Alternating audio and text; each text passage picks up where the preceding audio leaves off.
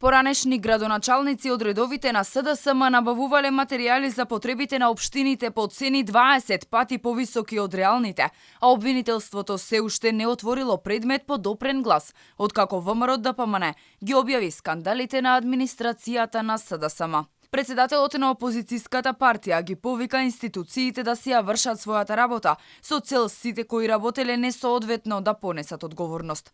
Сепак партијата нема да поднесе иницијатива за отворање предмет. Тоа ќе го остави на обвинителството. Видете, ние можеме да поднесуваме цело време пријави, тие пријави цело време ово обвинителство на Јовевски да ги одбива. Така, но еве имаме допрен глас до Јовевски, нека се обрати до институцијата, ќе му ги дадат сите документи. ВМРО-ДПМН уште вчера започна со објавување на, како што велат, низа злоупотреби кои ги правеле раководствата на општините, кои биле под контрола на СДСМ. Еден од криминалите е и случајот во општина Бутел, каде градоначалникот со тендерот за осветлување го оштетил буџетот за над 12 милиони денари. Нереални суми се излевале од буџетот на општините за набавка на градежни материјали, сијалици, железни столбови. Градоначалникот на Газибаба кабел 4 пати 35 го купува за 60 денари. Двојно помал кабел 4 пати 16 го купува за 490 денари. А знаете зашто?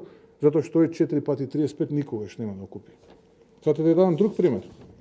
Еве на пример железен двостепен столб 4,5 метра 9120 денари. Ама тој истиот што е 8 метра висок е 360 денари. Значи овој двојно повисокиот е 10 пати поевтин, 20 пати, 30 пати поевтин.